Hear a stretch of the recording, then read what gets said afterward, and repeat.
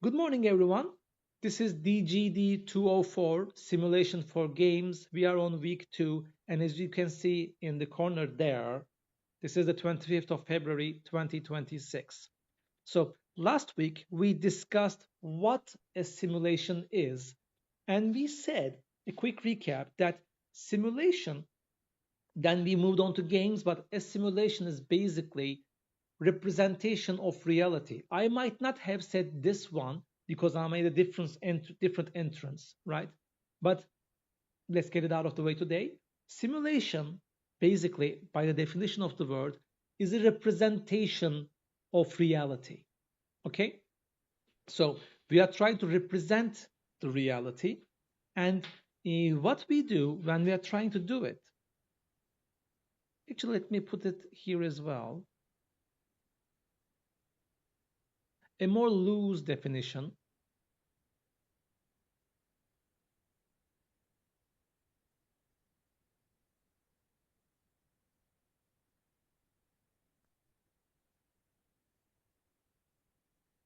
of reality. Now, here comes the important part that we discussed yesterday. Uh, with a certain degree of fidelity. Does anyone remember what fidelity is that we discussed last week? Any of you? Anyone? What was that? How close something is to real reality. Exactly. How accurately do I want to represent this reality? So, and then we talked about how games are actually not realistic at all because there are two ways to games, right? By the way, there was some stuff I left out last week. I'm going to look it up. But when in games, now there is a balance because we both want believability, or let's call this realism, right? And I'm going to write it well. Actually, let me write it like this.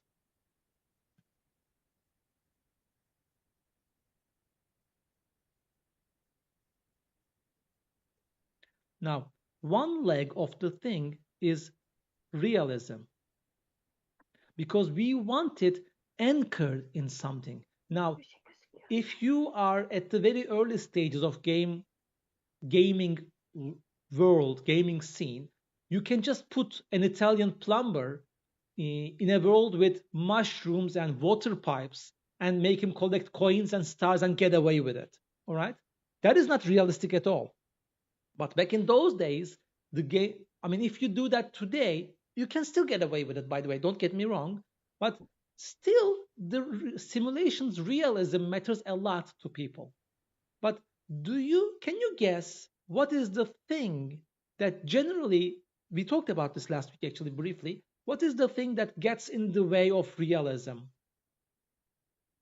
So these are actually fighting with each other most of the time, not always. But what was the other thing? How can we express that other thing that gets in the way of realism?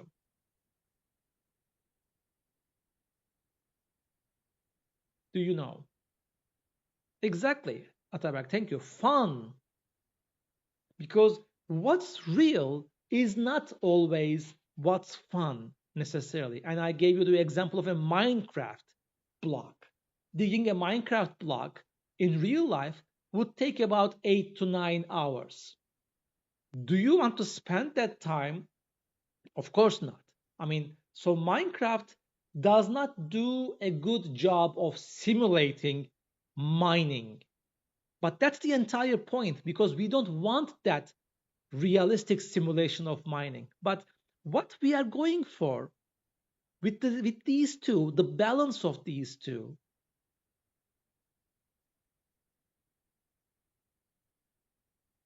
not banality,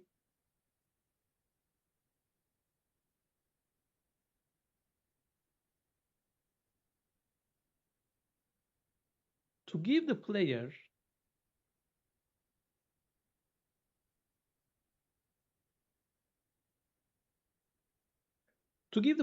what? This is something very important. I wonder if you can guess. What are we trying to supply the player when we are trying to balance the realism and fun in our simulation? Imagine the Minecraft example again, or any other game with a kind of a digging, or there was a game called a game about digging a hole. I don't know if you've seen it. It's a recent indie hit. You dig a hole in your garden and you go deeper and deeper and deeper, and you go to the lengths that you normally couldn't go, and you find stuff. So, as you think, I will rewrite this better.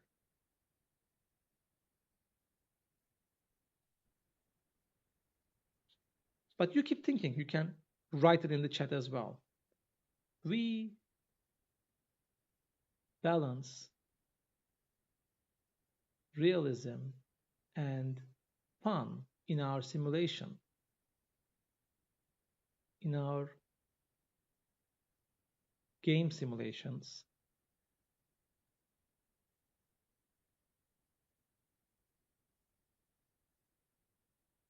The goal is to give the player what?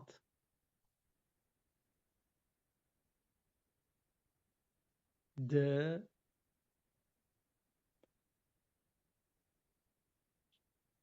Okay, I need at least one guess from one of you.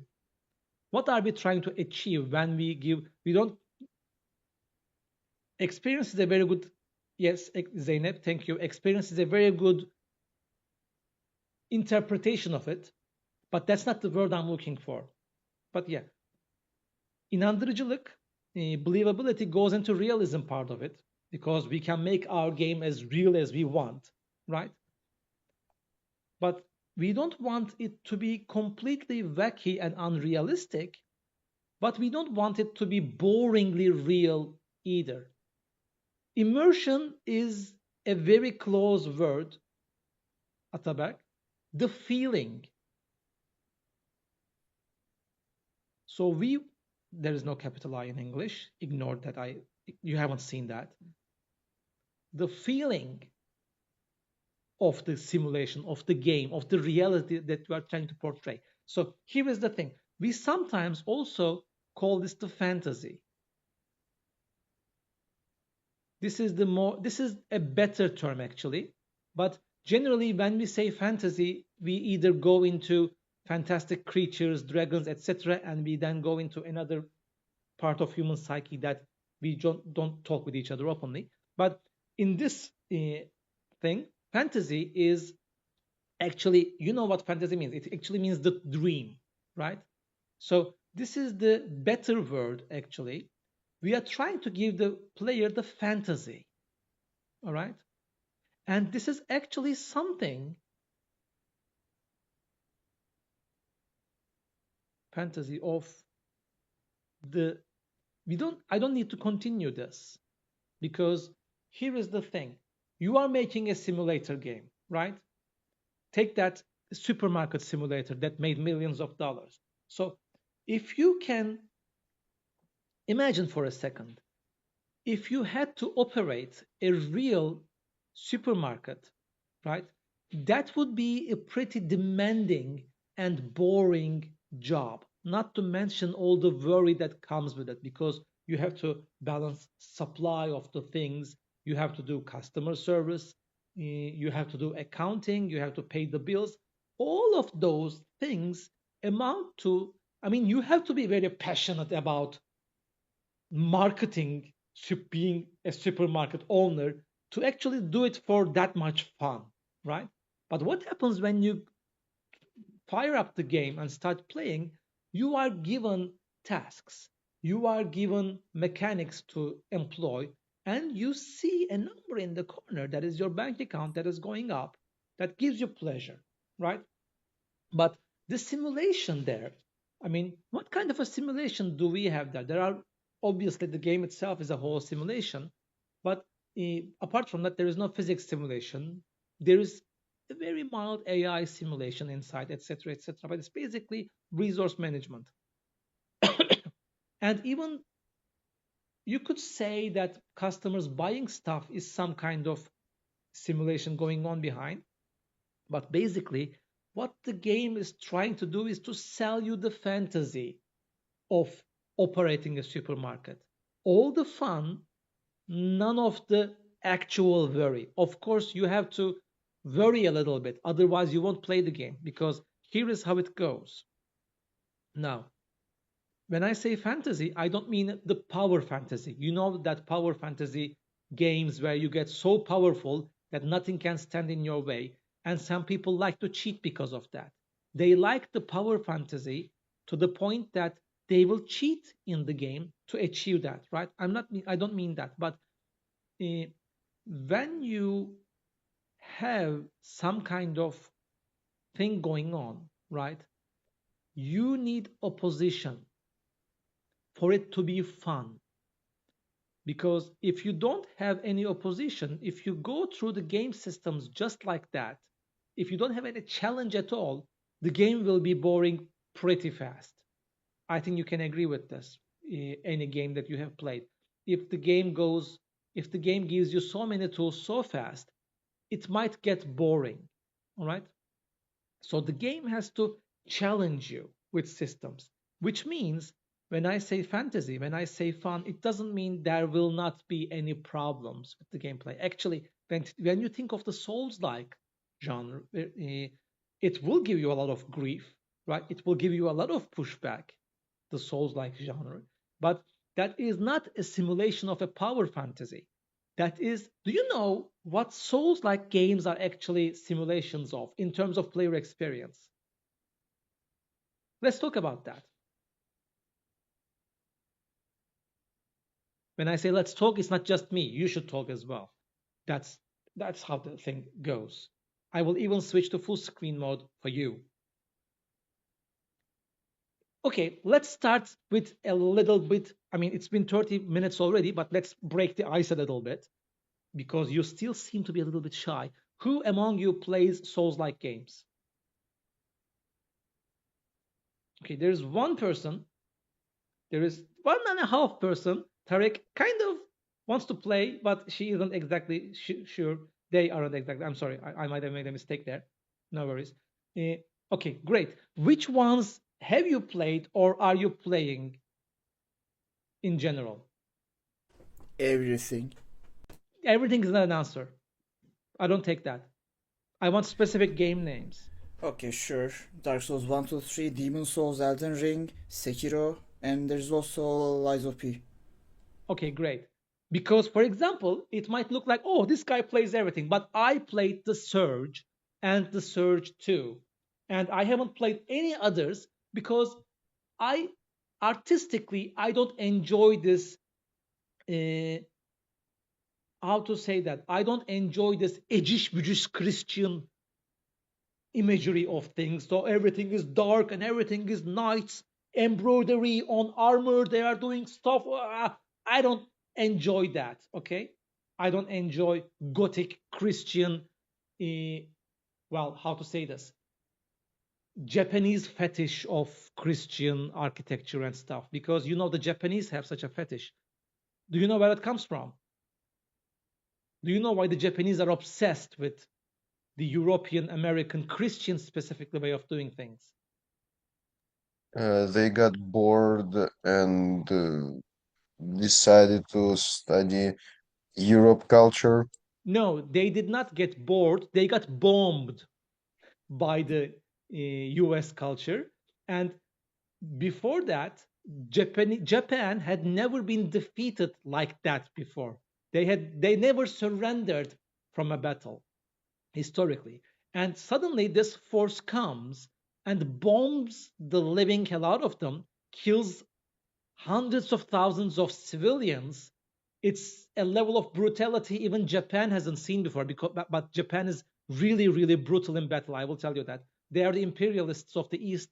So we like to romanticize them, but they were definitely not the good guys in the Asian scene. But then United States, this Western culture comes and defeats them so humiliatingly. And then, contrary to what Japan would have done, US actually stayed and helped them rebuild, right? The US obviously had its own reasons because they were trying to make a market out of Japan and they were trying to solidify their position against the Soviet Republic. But nonetheless, to Japan, from Japan's perspective, they stayed and they helped rebuild. And these guys developed a very strong obsession for the US because they saw them as these guys kicked the living hell out of us and they are helping us get back up. They must be really, really, really good guys, right? Because we were fighting and they beat us and they are not even enslaving us or something, right? That's how they thought. So they had this obsession with the Western culture. And Eastern, maybe you know about this, but the Eastern cultures have a way of methodically taking things apart and doing it better. So they started to do things better than the West. For example, as far as I know, the best scotch, I don't drink scotch, but as far as I know, the best scotch is made by Japanese because they just said, we can make this better. And they did. But anyway, so FromSoft probably has a bit of that. And if you watch anime, you would see all these angels and crosses, all that imagery all around Japanese anime all the time. That's the reason the guys are obsessed with the West. But uh, FromSoft probably kind of has that as well. So they kind of made the staple of the genre of Souls-like to have this medieval Gothic theme of everything, and I personally don't like that. But that was a quick detour. So, what Souls-likes try to give you as an experience, as a fantasy, is not a power fantasy, all right? But it's a fantasy of building your skill. It's a mastery fantasy because you start playing a Souls like and you get your ass handed to you pretty much every time. I will tell you the only time that I tried Elden Ring, and you will laugh about it. We will laugh about it together. So I started playing. All right, I'm going around. I'm opening chests. I'm doing stuff. There's an enclosed area that you start in a building kind of, and I just learned basic stuff. I learned basic combat and all that, blah, blah, blah. And then I came out into the open ground, open world, right? And I was walking and I saw some guy riding on horseback in the distance. Now, and I thought, okay, that looks like an NPC. Maybe I can ask for directions or something, being the Fallout player that I am. And I walked up to the guy, and the guy was a boss, not even a mini boss. He was a powerful boss, and he beat the living hell out of me. I mean, in just one move or something. And then I learned that that was a troll boss placed there deliberately for players like me to stumble upon because the guy just one shot at me and then again because I thought maybe I'm doing something wrong, but I wasn't doing anything wrong. But the thing is actually what a Souls-like game is trying to give you is to actually live that blunder, all right? To go with that disappointment and then skill up, gear up, and then get that stupid guy on horseback and say, who's got it now? Who's got it now? That is the fantasy a Souls like is trying to sell you. All right. I lived that very well in The Surge as well. The Surge, if you want sci fi stuff, that is pretty much the only sci fi Souls like game you would find. And that's how I learned about the genre. That's how I actually liked the genres, appreciated the mechanics because I actually hated it. I was saying, why would I torture myself? But now I get it. Why I get why now I get why Souls like is addictive to so many people. But again, when we go back to the simulation of things, if you view the entire game as a simulation, we are trying to balance realism and fun. Because if you lean too much into one of them, the other one will probably suffer. We are trying to play a game, make a game here. We are not trying to make an entirely realistic experience. Or we are not trying to make something completely fun to the point that it will be disconnected from everything because then the player will be disconnected from the game.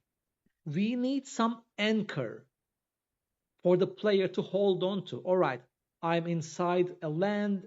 The story is generally the anchor that we are latching onto the player. So the fantasy is the thing that we are trying to balance.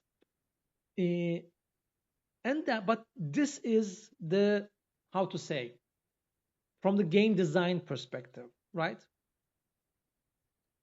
So let's get back into what we say. We talked about model and simulation, right?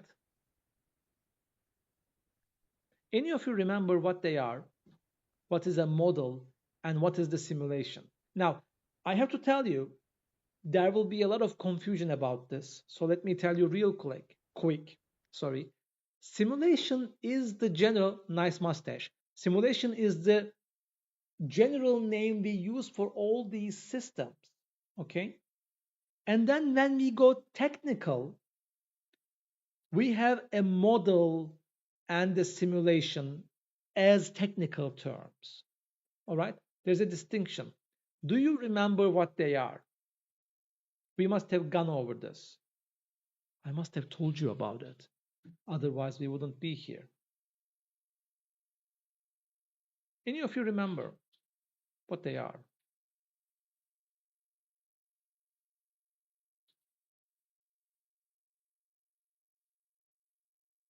We talked about Formula One, for example, Formula One car. We talked about dropping a ball. Model is the general calculation of things like tools, but the simulation is doing those calculations back to back to create the motion itself. Okay, very close. You just used the wrong word. Model is the rules. Because when you say tools, you mean probably the Blender, for example, the 3D software, or you mean ANSYS, the structural simulation software, right? There are, or CATIA, the mechanical simulation software, etc., etc. But model is actually the rules. It says when this happens, that happens in response, right? So they are how how things will respond to each other. This each other can be user input. Some simulations, games for example, have user input. Some simulations don't have any user input. They have what we call a starting condition. You say start from this, and then it just goes on. All right. So the model is the rules that we apply. Simulation is actually the act of running it.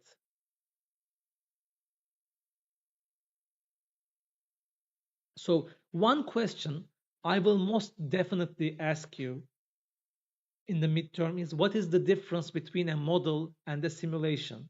Okay, you can note this down. This question is coming in the midterm. Actually, let me put stars here. Whenever you know this by now, whenever I put yellow stars, that's a very big contender for the midterm exam. And the difference, and I'm telling you the answer right now, the difference between a model and a simulation is model is the rules and general principles. Model is determining how the system will behave, the conditions. And the simulation is actually the act of running it. So when we look at it from this perspective, right, we can say, for example, you are building a game in Unity, right?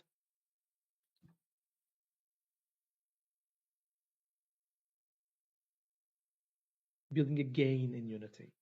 Ah, let's say a game in that Unity does not matter. You can make it in Unreal, you can make it in Godot, but a game and its files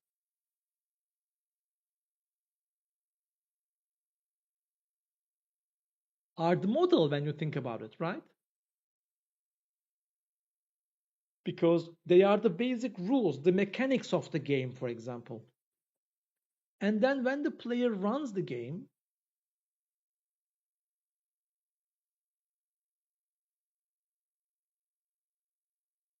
They are running the simulation.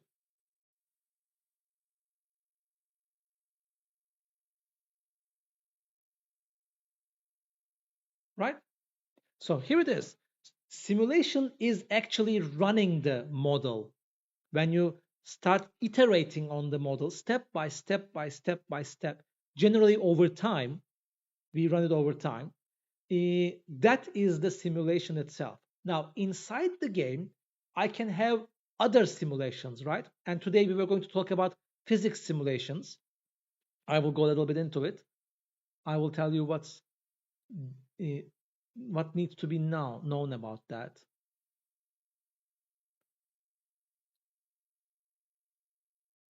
As we go into that, I will tell you about one more important topic about simulations, but let me bring up my notes.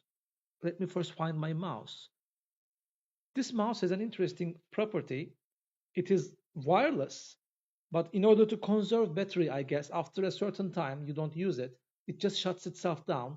So you move the mouse, it doesn't move. You just have to click once to make it start moving again. Otherwise, it's a wonderful ergonomic mouse. I love it. I've been using vertical for a long time now because I had problems in my wrists years ago. So I switched to, hey, this is the wrong desktop. All right, here we are. Let me, because there was one topic I remember I haven't gone last week. So let me try to find that. Was it in a notebook? Was it in my notepad? Maybe it was in cloud. Not in the cloud, but in the AI agent that is cloud. Let's take a look. Not this one. This one, not this one. No. This is it. Okay. Wonderful. Yes. I remembered what it is now. Wonderful. So there is one very important keyword, technical term that we should know about before I move into physics simulations, etc. Go away, cat. There's nothing for you here. There's a cat. There are lots of cats where I live. Because this is the ground floor, the garden floor. The cats are constantly coming in, checking in through the door, see if there's anything inside that's worth peeing on, and then they move on. Thankfully, the door is closed, but sometimes it's open.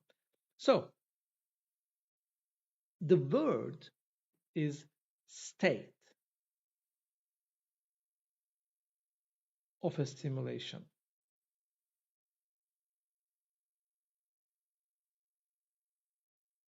And this is actually a very, very, very, very important concept in simulation modeling or simulation design. Because when I say state, it's actually the actual meaning of the word. Oh, today you say, for example, the state of the country is not that good or it is good. So state in Turkish, it's called durum, right? But in simulation terms, it is actually a snapshot of the simulation at that actual moment. So how to say this?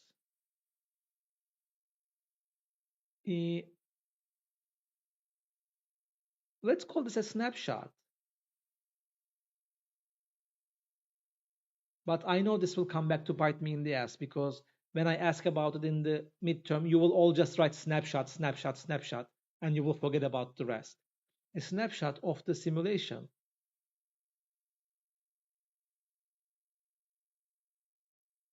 So if you write just this, I will give you half points with all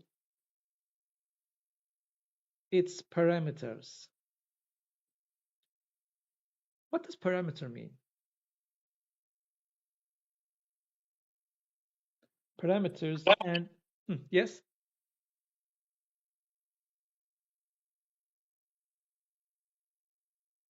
In the meantime, let's take another because there are some new people that has actually come in. So let's take another attendance snapshot. Hussein is on the road again, going somewhere, coming from somewhere. The guy is always moving. I mean, if I was that tall, I would be always moving as well. right? Because I mean, how can you sit comfortably on a chair with that height? All right. Anyway, so a snapshot of a simulation with all its parameters, yeah, and there's not much else to say. And what I mean by parameters,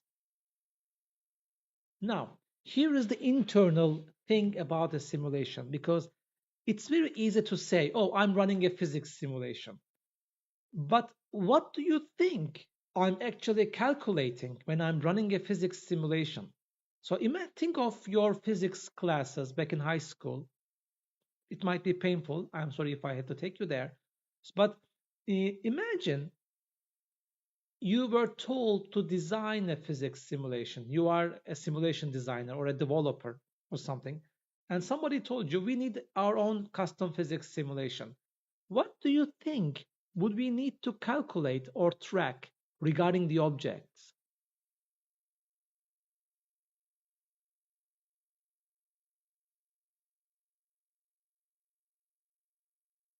Force. Okay, forces. So let's write it like this. Parameters of a physics simulation.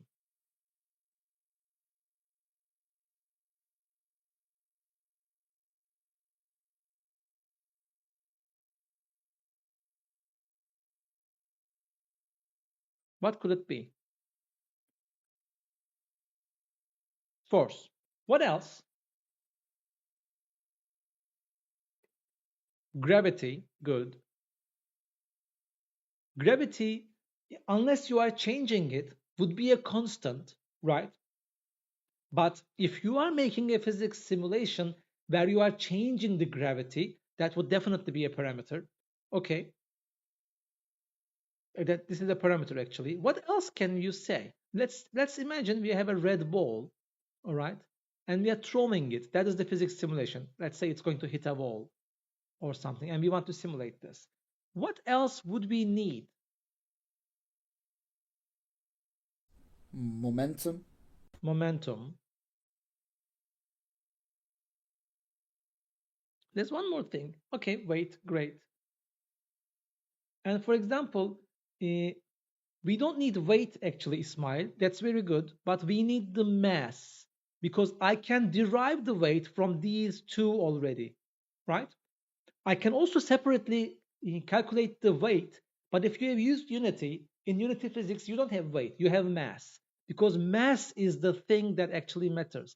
The other thing is, again, actually, when we talk about it, we don't need the momentum either when we have speed, right? So the force applied on it, but everything. And I can actually go on. For example, the elasticity of the ball. If I want to simulate that, if it's a soft body simulation, there is one soft body simulation game that you should at least watch the videos of. It's BeamNG Drive. It's not a because you see there is this rigid body simulation and soft body simulation. They are two separately different beasts. But anyway, let's say I want to keep it simple. All right. Let's say I'm going to use the mass and the speed as the only parameters that oh, actually, and the gravity as well. All right. The rest I don't care about right now. What would these three give me? Let's think. Only these three would give me, let's call this velocity as well, because they are two different things, but they matter. They would give me the path that this ball would follow in the air, right? Over time. And Ataberk also said time, and that does actually matter. So let's write it here and let's underline it as well. So in order to calculate this trajectory, to know exactly which point this ball is going to be at any given time, right? It can be in second one, it will be here, and then it will be here, and then it will be here, let's say, all right? And there were some formulas associated with it, you know that.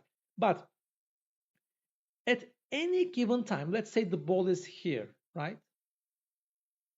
I ask myself, what is the state of this ball right now? What is the state of the simulation?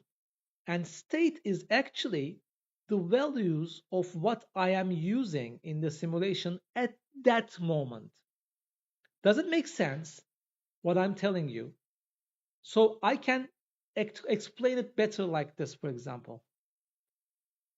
When I'm talking about the ball being thrown in the air, I can tell you the ball is in a state of rising, right? Or the ball is in a state of falling. Does it make sense?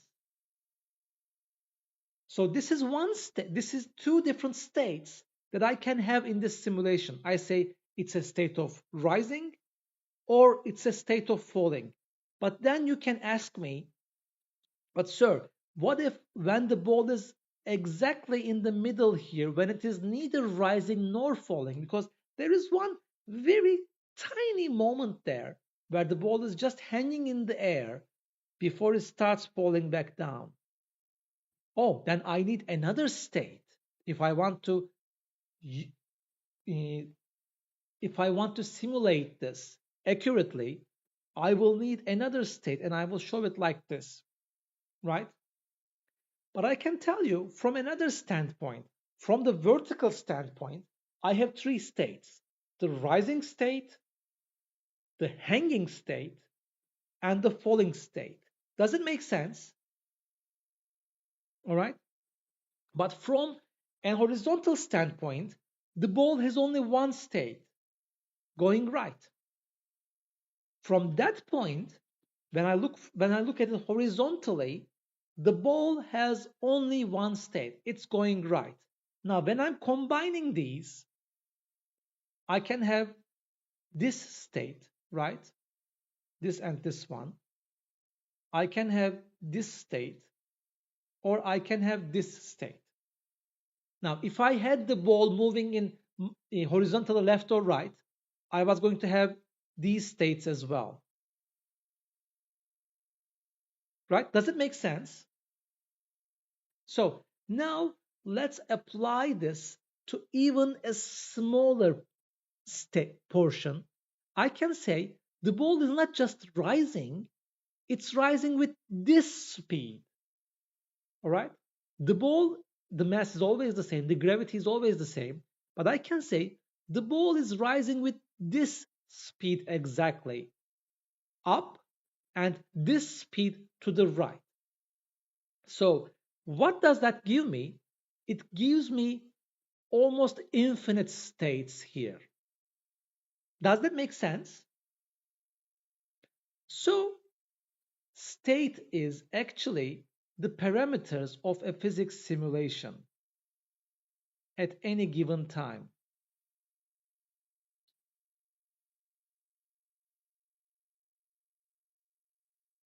And let's use some different analogy for this. We will give a short break, but I have three NPCs, right?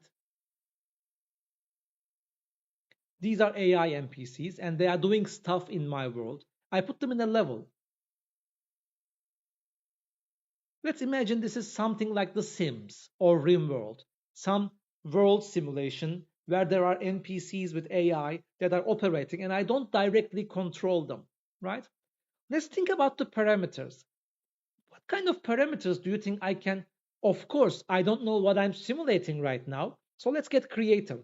What do you think we are simulating here? I don't have anything in mind. Let's get creative. We put three NPCs in a room, all right? What can we simulate with these three NPCs? A boredom level. What level? Boredom, sıkkınlık. Okay, boredom. So this is a simulation of boredom. How bored are they going to be?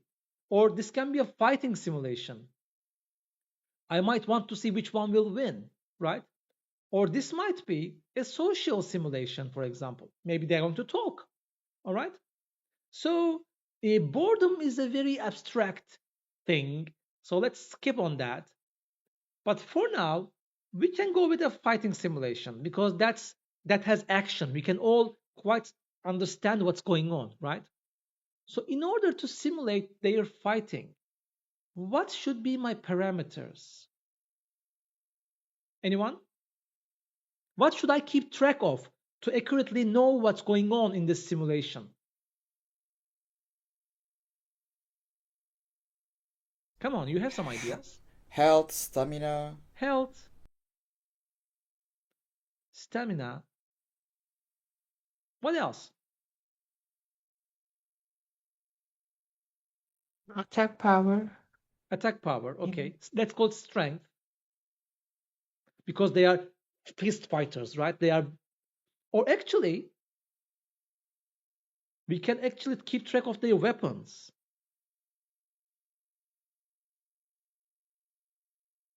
What else? Let's keep iterating. Let's keep thinking about this.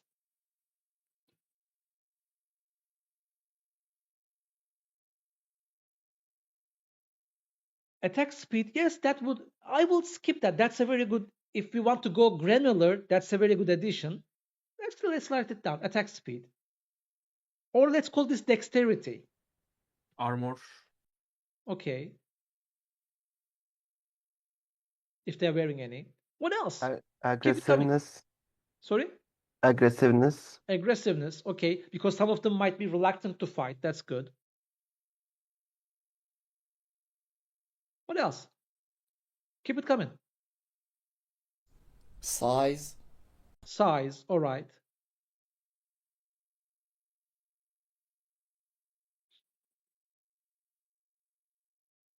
Because, for example, if a guy is larger, they're going to have longer reach, so they can hit each other, hit an opponent better.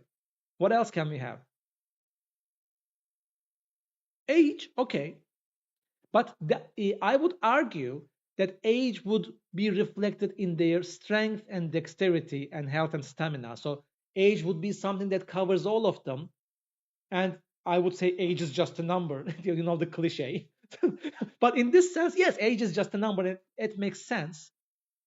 But I would argue for this simulation because it's also part of being a designer to recognize this stuff. So, for example, we are having a meeting right now because the top told us, the studio lead told us to design a fighting simulation, and we are going around with ideas. And for example, Yaman said age, and I would push back saying that makes sense, but health, stamina, strength, dexterity, these would all be granular version of age anyway, right?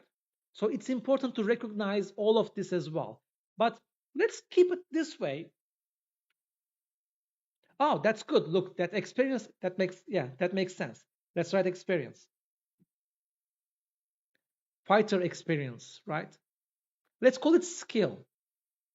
Because I'm trying to yeah, Sifu is a good example. But there's one thing that I observed that most of you guys missed.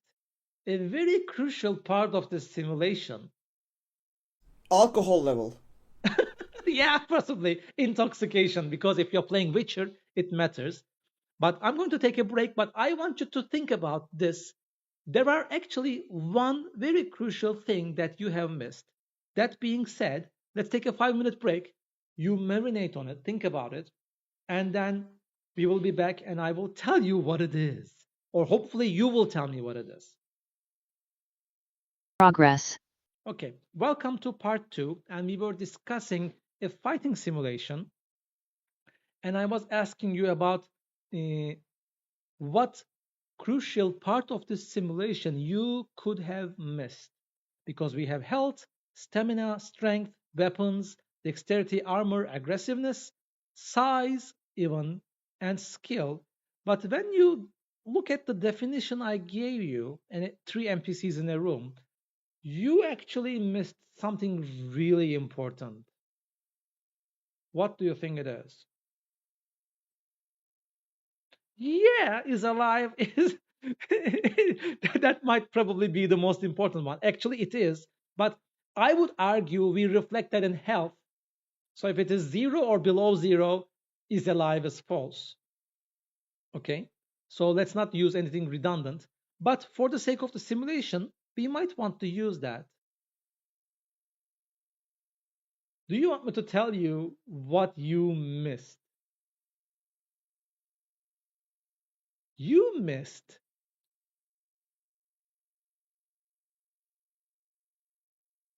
Where are these guys in the room? Because I told you they are in a room. they are not always able to hit each other all the time, right? So we should also add a speed. Actually, I'm going to put it down because is alive is more important, right? Because these guys will go around in the room.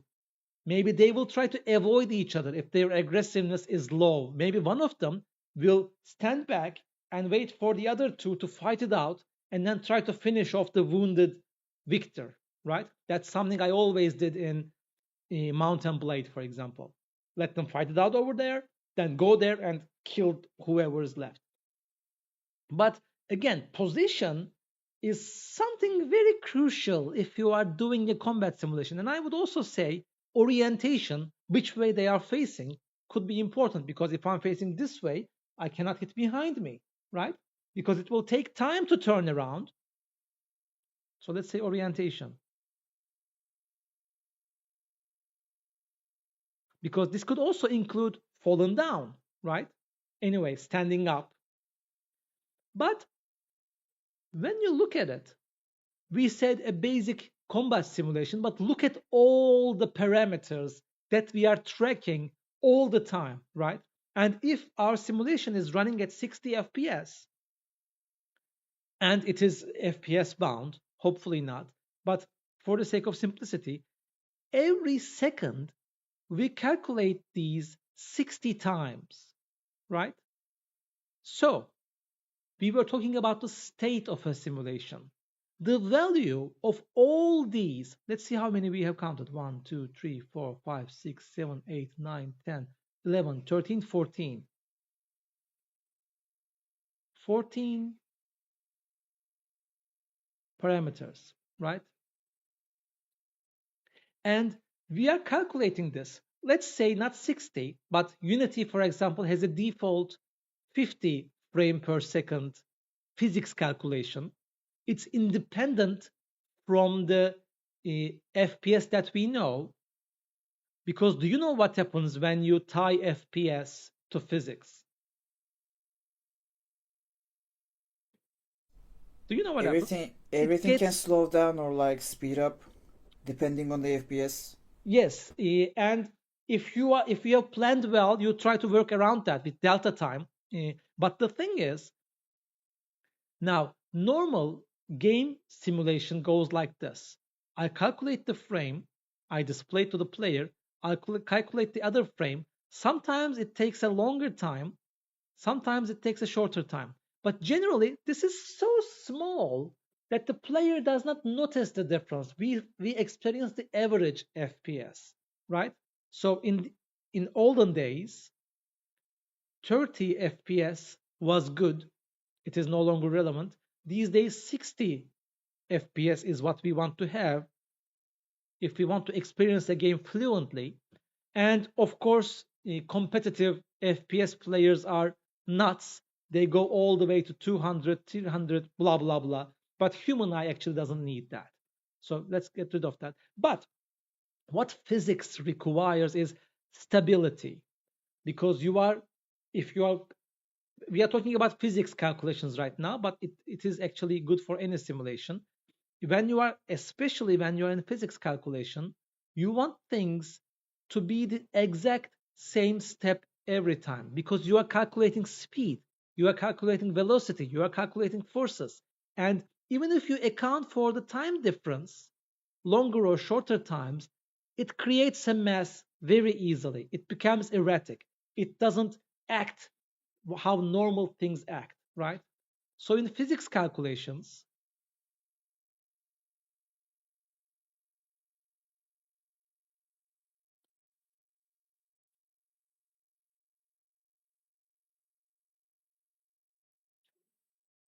we use fixed time steps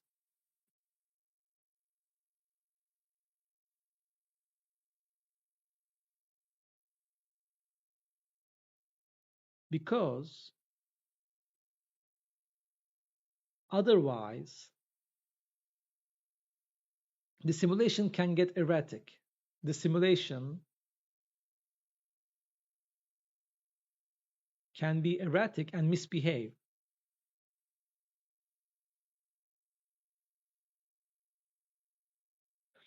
You see the ball not stopping and falling and doing different things.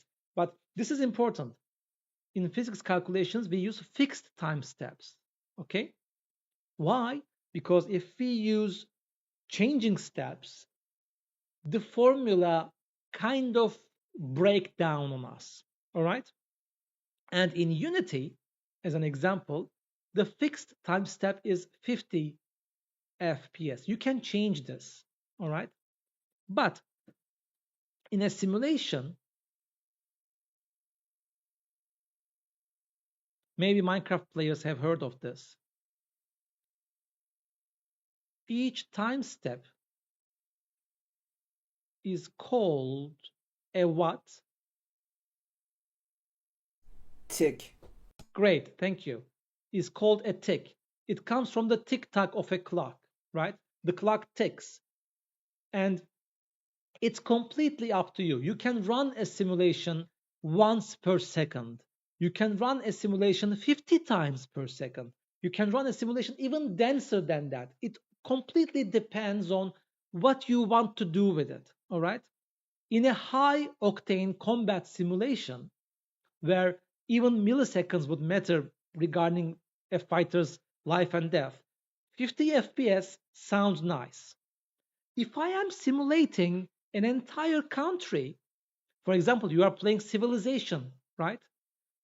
In Civilization games, I think the last Civilization I played was Civilization 4, or we don't write in yellow.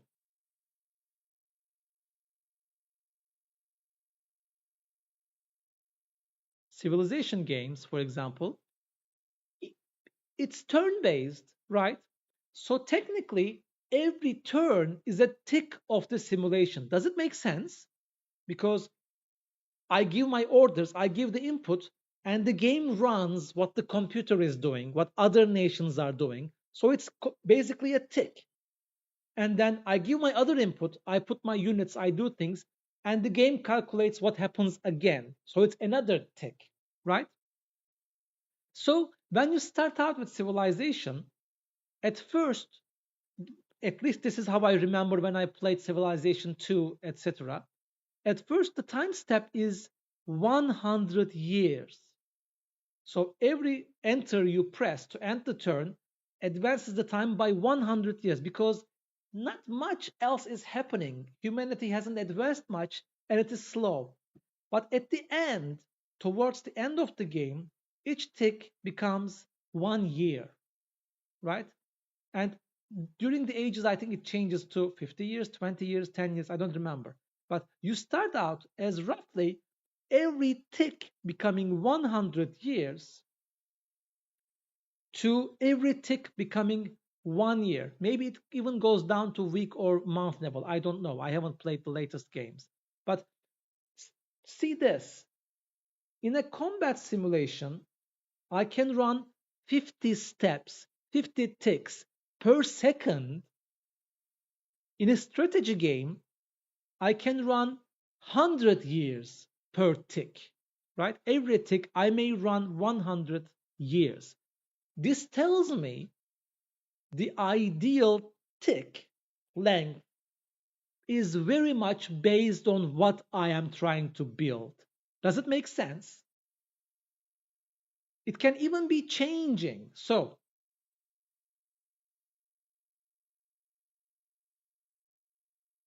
the length of a tick depends on the type of simulation you are building.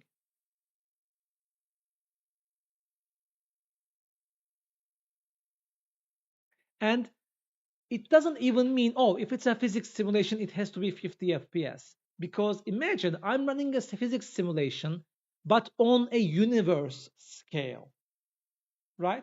Let's imagine I am simulating a solar system, our solar system. Just give me a second. I will close this door. I'm getting cold.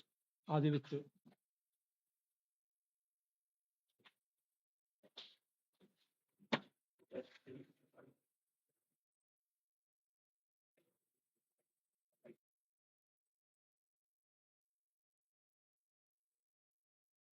Yes. So we are running a solar system simulation, right? It's a physics simulation basically because there are planets and they are moving. That's actually what it is. It's a physics simulation. So if I'm running, let's put our sun in here and Mercury, Venus, Earth should be in blue because it's our pale blue dot, right? And while we're at it, why not make Mars orange? And they are all on this side, so I'll make Jupiter another orange, but I'll put it here like this. And then I'll put Saturn, which will be, okay, let's go with this, right? Let's put Saturn around here. And Uranus, we've used this blue. These are not actual distances, obviously. They are so much farther away. But they are each moving, right, like this. And again, I'm telling you, these guys are pretty to look at in the sky, but they have no control over your life. Please disregard anything that tells you that planets can govern your life in any meaningful way. Anyway, but if I'm doing a physics simulation, simulating every second would be pretty excessive, isn't it? It would be meaningless. I mean, even simulating an hour would be meaningless. Maybe I would simulate a day because that's the basic unit that we have as humans, right?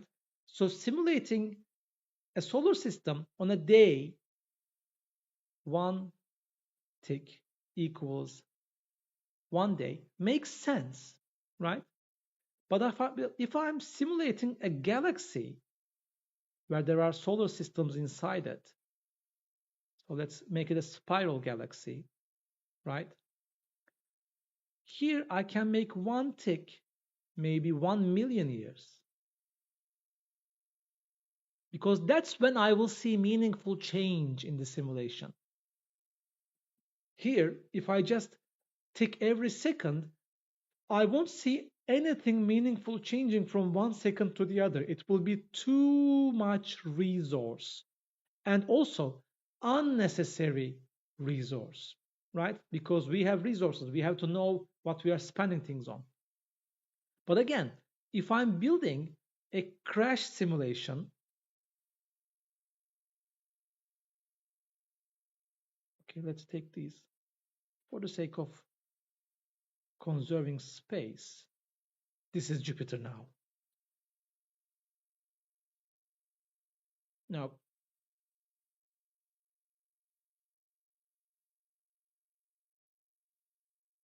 belediye encümeni kararıyla Güneş sisteminin aşağı alınmasına karar verilmiştir. That is a not funny internal joke because in the Ege bölgesi, Aegean region, in the past years, I mean, you know about the earthquakes in our country. Hopefully you are not affected by them, but in case that you do, I'm sorry. There was a very big earthquake in the 1999. So I was in high school back then. And it basically showed Turkey what an earthquake can do, about 50,000 dead. They say 20,000, it was, I think, closer to 50,000. But after that, there was a movement around the country to be earthquake aware, right? And then we came across something, I think it was in the 2010s or something. There was this area in Aegean region where nothing could be built on because there was a fault line there, fay hattı, right? And then surfaced a document, a government document, which said by the decree of the municipality council, the fault line has been moved 50 kilometers south. Think about it. So they said belediye encümeni kararıyla fay hattının 50 kilometre güneye alınmasına karar verilmiştir. The fact is that you cannot move a fault line, but they really did wanted to build something there. So they moved the fault line. That's what ignorance gets you. So I don't know where I was moving the solar system by the decree of municipality council. But if I'm simulating a car crash, right? For example, I'm building a new car. and I'm building BMNG drive, right? This is a brick wall, and I'm simulating this. So here, one tick should probably be 1 millisecond. Okay, does it make sense?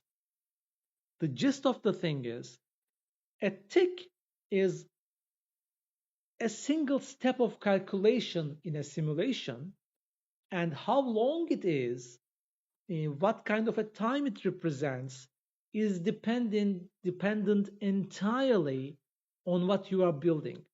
Even two different car crashes might require different time steps. All right, two different uh, orbital simulations may require different time frames, time steps.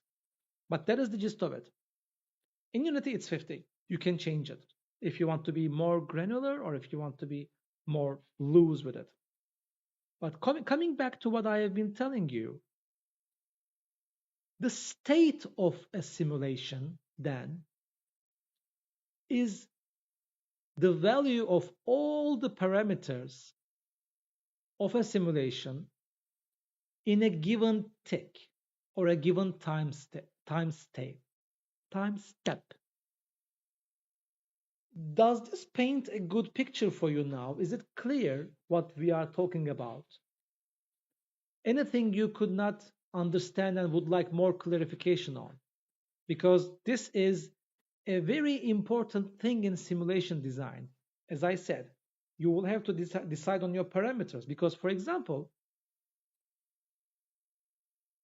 if I ask you in this fighting simulation, okay, but what is the core temperature of the fighters? So because they are going to heat up, if this was a robot simulation, for example, or that is the same for even humans, because it's going to affect their thinking level, it's going to affect if their internal temperature rises up, it's going to make them tired more easily, it's going to make them make more mistakes. It is not covered in this simulation. You can say, oh, our simulation is not that detailed. All right. Our simulation does not go into that detail. Or you can say, oh, that is reflected in stamina. And that actually makes sense, right? Because what is stamina? It is our tiredness level, how tired a fighter is. And how do we define, or what can we say tiredness is?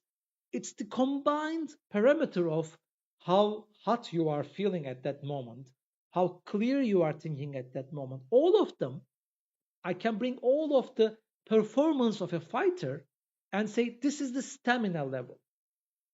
So I'm simplifying it. Okay? Does it make sense? I'm reducing the fidelity of my simulation. I'm reducing the realism of my simulation about these fighters. There might be a few reasons for this. Why do I reduce fidelity of a simulation?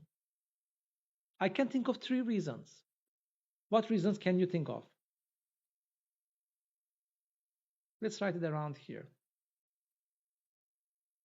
Why use low fidelity and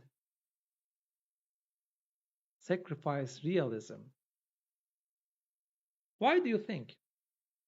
This is not an exhaustive list. I will not tell you everything that is about this topic. But why do we use low fidelity simulations? Why do we reduce realism and sacrifice from it? Why do you think? For fun. Okay, to keep the fun factor in, that is a very big factor in games, to keep it fun. Because who wants to track everything of a fighter, right? To keep it fun.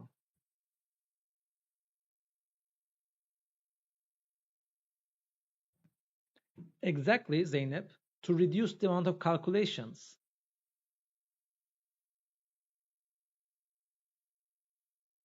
Because it might be very resource intensive to calculate everything. Even 3 fighters with this many parameters Okay, given it would be easy to simulate, but maybe it's not easy to display. Maybe you are simulating 1,000 combatants. You are making a survivor-like game, right? Vampire Survivors clone. And maybe calculating 1,000 units is not that difficult, but displaying them on the screen is. To reduce amount of calculations,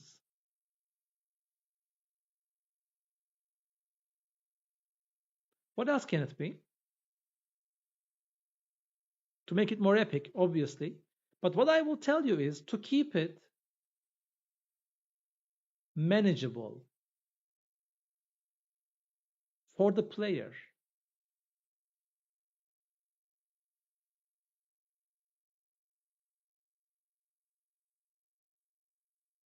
Manageable also means readable.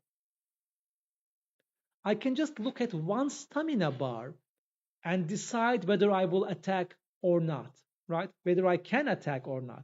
What will happen if I attack? That yellow, generally yellow, stamina bar will tell me everything I need to know about my attack pattern. Now, if I further divide this into mental tiredness, muscle tiredness, internal temperature, now the player will have 3 or 4 different things to think about when trying to attack in a split second. It is just tiresome for the player. It doesn't keep the fun in, right? I want to keep, at some points, I want to keep it really simple. At certain simulations, I want to keep it really complicated because that's the fun for that kind of player, right? So why do we sacrifice realism? To keep it fun. How? By keeping it manageable for the player or readable, right? Let's do it like this. That's a very important thing because sometimes the instinct as a designer is to go, oh, I'm designing this simulation. I want it to reflect reality as much as possible. No, you don't want it to reflect reality as much as possible because the player doesn't want to leave that reality as much as possible, right? The player doesn't want to stock the shelves of a supermarket one by one by one by one. Maybe they just want it to happen very quickly. They don't want the physical action of taking something and putting it on a shelf. They want it to fly off there because that's what happens in supermarket simulator. Maybe you haven't thought about it, but we are not doing the action of picking up the bottle and putting it there, right? That is a very simplified simulation regarding that. You just click the button and the bottles fly off. Simplified because otherwise it wouldn't be fun, right? But sometimes the difficulty is the fun. You can call this as it is in the Souls-like games, or there is some game called I don't know if you know it, Arctic Eggs. Let me show it you the. Where are my? Okay, come here. My foot pedals have gone haywire again. They actually supposedly have something sticky underneath them to stick them to the surface, but it never works. I mean, this is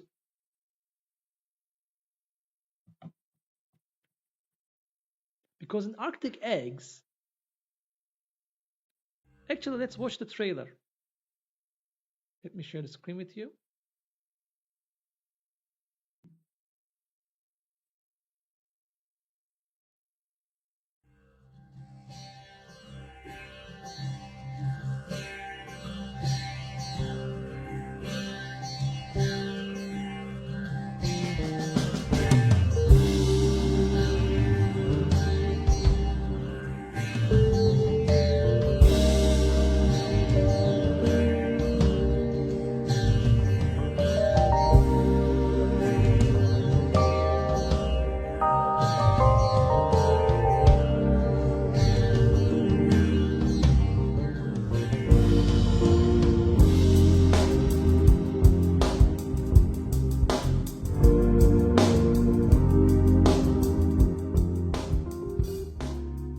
So it may not tell much about the game, but you are basically cooking things for people in an Arctic situation, Arctic position place, and you can kind of feel that it gets wacky because the guy is cooking secrets here. At one point, you are cooking, frying bullets, whatever. It gets crazy and crazier, but the core thing is not that. The thing is, I played it and I couldn't get past this stage because it is so damn hard to flip this without, and you can see the guy doing this effortlessly in the trailer because they probably didn't want to scare the players off.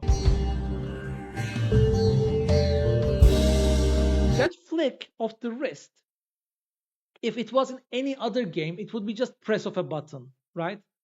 Not to take the fun out of it, to make it more fun for the players. But this game is not like that. This game is deliberately putting you through the pain of trying to find the exact speed and distance you have to make with your mouse to flick it accurately. See how effortlessly they do it. It's not that easy. It's insanely difficult to do in the game. I actually played it for 10 minutes and then I gave up. I said, I will try this when I have a better state of mind. All right? So, sometimes the fun is not being able to do things. So, sometimes you use high fidelity to do it, right? But we should always keep something in mind regarding that to keep it fun and to keep it real. One point to consider: the gamer is using peripherals. What is peripherals? What is this?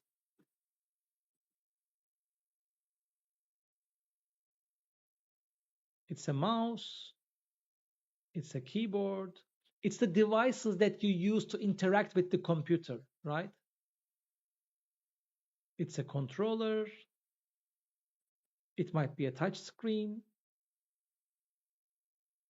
The gamer is using peripherals, and I'm going to move this to the side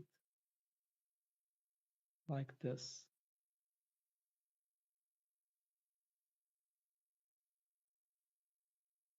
And you have to find a way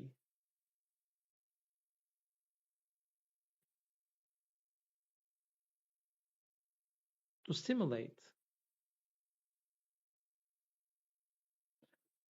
real world movement, right? If you are doing a fighting game, how do you simulate swinging a sword with a mouse and keyboard? The simple solution: left click of the mouse swings the sword, right? Left click, attack, left click, attack. That's it. But if you want to go more granular, for example, you do what Daggerfall did. In Daggerfall, what you did was you keep the right mouse button clicked and then you move the mouse. So if you click the right mouse button and move it horizontally, it does this. If you move it from up to down, you do a thrust. If you do move it from top to bottom, you do a slash. And there are diagonals as well, right? So, and how did this play out? For example, in case of Daggerfall, it was like this. If you do a stab, it is the easiest to hit because Daggerfall was an old school RPG. It isn't enough that your sword model clashes with the NPC sprite. That's not enough. There's also a roll happening there. Did you hit or did you not hit? Right? So when you just trust, you have a higher chance of hitting. It's a simple attack, but you deal lower damage. The opposite, the overhead slash, it's the slowest attack. It has a lower chance of hitting. If you have a high skill, you can pull it off easily, obviously. So if your longsword skill is high, you can do an overhead slash and have a better chance of hitting the enemy, and you do higher damage. So low chance, high damage. And sideways slashes where the thing is in the middle, obviously, right? Medium chance of attacking, medium chance of damage. So the sweet spot was the diagonal because it had a little bit of lower chance of hitting than the overhead, but it had a higher damage potential than the sideways. So compare this to what Skyrim does Left click, attack with the right hand, right click, attack with the left hand. I will give it that it did allow us to attack with two hands or use spell with one hand. In Daggerfall, it was very clunky. You have to press the backspace to open your spell book, choose a spell and cast it, or press Q to cast the last spell. But when we are thinking about combat, Daggerfall had a more tactile way, a more involved way of how you control your weapon. This isn't just a sword.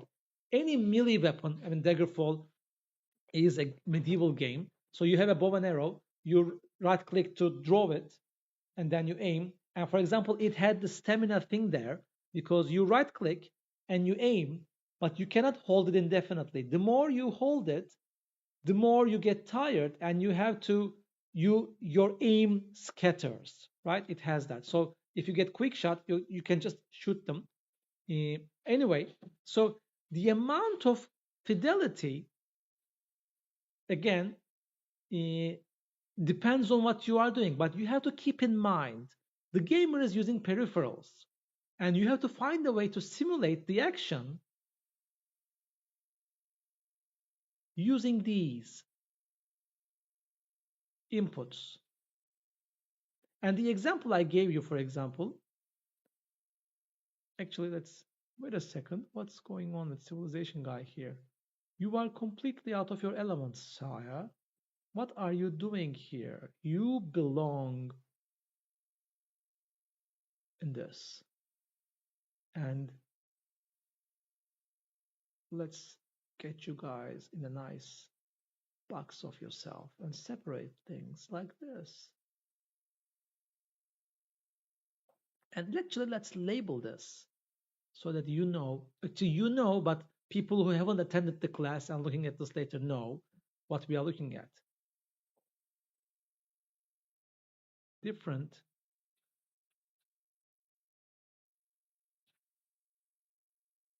tick lengths based on different simulations. Different is written with two F's. Thank you very much.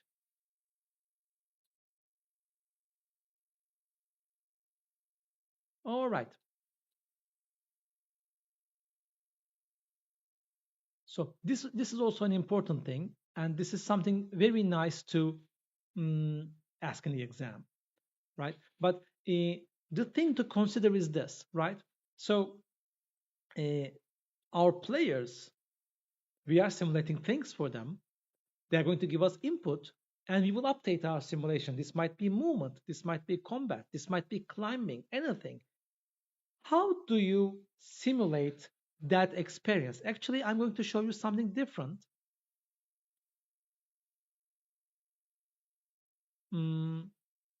Let's show you gameplay because this is a wonderful game that I cannot play at all.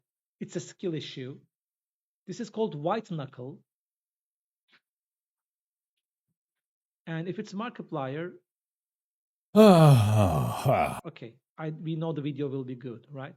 There will be some light swearing, but I mean, it comes with the territory. Voice one. Come on, start It's playing, risky. guys. I'm doing it anyway. Ha. So actually, I'm going to, sorry, Mark, I'm going to shut you off here because I have to teach my students as well. But anyway, what happens is you have two hands, right? And each mouse button controls one of the hands. Regarding grabbing, you can also jump, obviously. But the thing is, you see the redness is how tired that hand is. White is completely fine, but as you keep grabbing onto something, that hand starts getting red. And when it goes completely red, it automatically lets go by itself. So you have to climb adjusting these. See, he's holding with both hands now, and he's getting a rest here. Now, see, both hands are rested well. He will climb onto that, hold on to that, and then try to hold on to that with both hands. So you see how this goes, right? It's a very fast-paced game. You can make a mistake very easily and fall down, but the way it handles the input is the more you keep the button pressed, the longer you hold, and the longer you hold, the more tired you get. right? And there are other elements as well inside the game. And you are using items, and you have a very limited inventory. By the way, the game is genius. Okay, the only problem is I can't play it properly. As I said, it's a skill issue. But how do they thought about how do I translate this, right? Climbing experience. How can we have the player live, as I said, the fantasy of climbing accurately enough using computer and mouse inputs? Right? I don't know how this is played with a controller. I've never even seen somebody try it, but it's probably triggers, etc., etc. So you see, he just look at the yeah. This is how you feel because you just climb for 10 minutes and then you fall down. Another one is, for example, regarding falling down, getting over it with Bennett Foddy. This is a different kind of game because here the game controls is deliberately obscure and difficult. What you are doing is you are trying to climb a certain way, mountain sexy hiking is the perfect embodiment of like this. And it's not intuitive at all. You turn your mouse around to control the hammer. And what Bennett Foddy says is, I made this game for a very specific type of person to hurt them. Because it's not easy. You climb for maybe hours and then you lose entire progress in 1 second when you miss something like that. So this guy is trying to climb very hard. And it is as hard as it looks. If the first 10 minutes, but the game kind of gets you hooked as well. The speed run is about 2 minutes. So actually, we can actually watch it because why not? 1 minute. All right, let's go.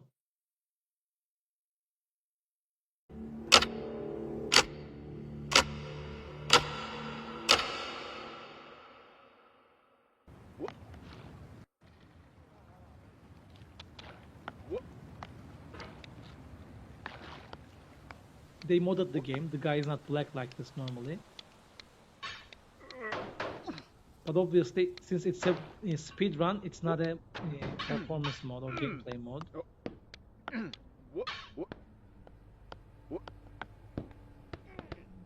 I haven't even seen these parts in game. I couldn't come this far.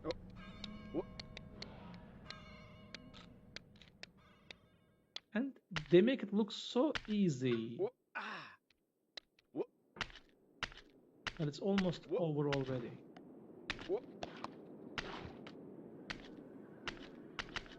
I wonder how many hours they have on this.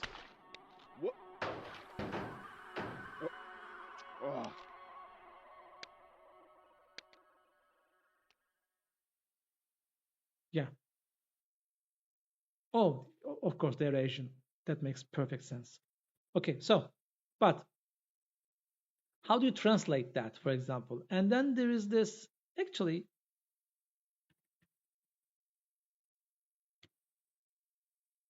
let's look at this one.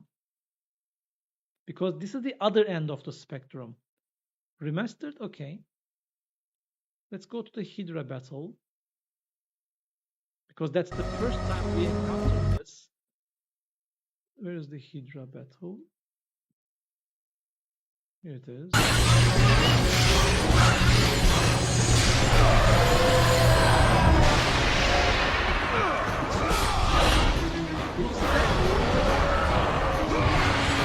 This time event, the bane of gaming.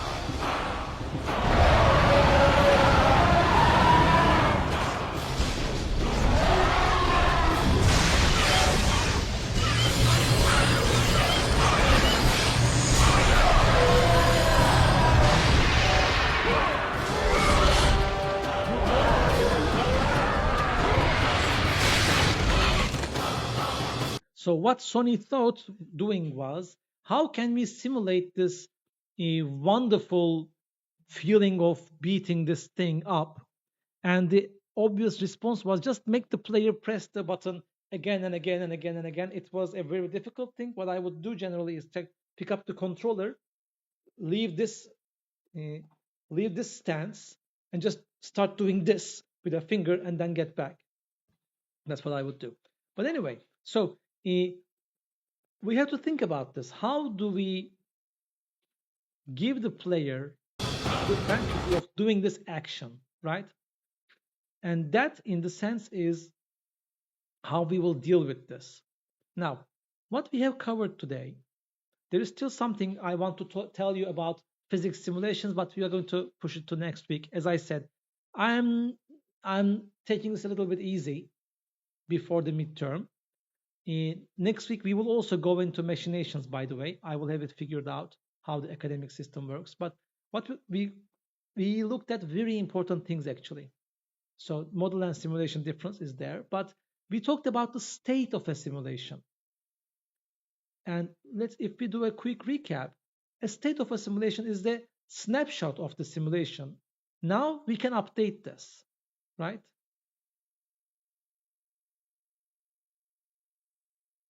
Simulation at a certain time step. Because now we know what a time step or a tick is. So we look at the tick of that tick of the simulation, and all the values, let's do it like the parameters values. All the values of the parameters that we are tracking give us an idea of what the simulation is doing at that moment. This state will be very, very important when we go into state machine, because after a while, let me tell you quickly about that. I will not tell you about the state machine, but I will tell you generally how we use states, all right? Let's think about animation. I have a character, and there's a chasm here, let's say, and I make the character jump, right? The character will jump over it. So what we have is, this is a 2D game, a pixel art game, and we have different, or it might be a 3D game, doesn't matter, but we have different animations. So we have, for example, the character jumping animation. So the character will first bend the knees like this, let's say, right? And then the character will launch into a jump. It will be something like this. And then the character will start falling down, and the animation will be something like this. You can see how masterful I am drawing, right? And then we see the landing. Of course, it will be a superhero landing, right? But in a superhero landing, one fist is on the ground. So no, that looks unnatural. Like this. So regarding animation, each one of these is a state, right? We are in the preparation state. We are in the rising state of the jump. We are in the falling state of the jump.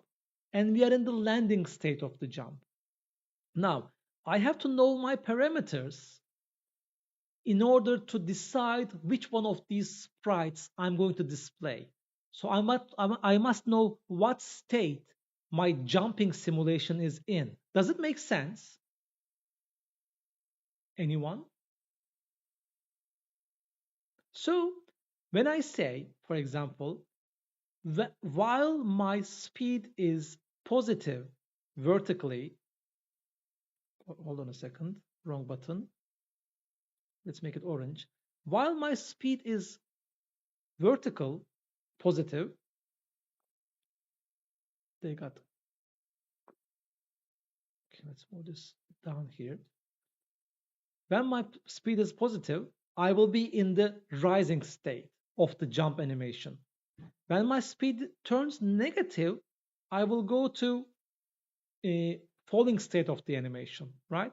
And started jumping flag is going to give me this one, and landed jumping, or when my speed is 0 after a negative, I'm going to play this one, this animation. Or after the player presses jump, I'm going to display this animation.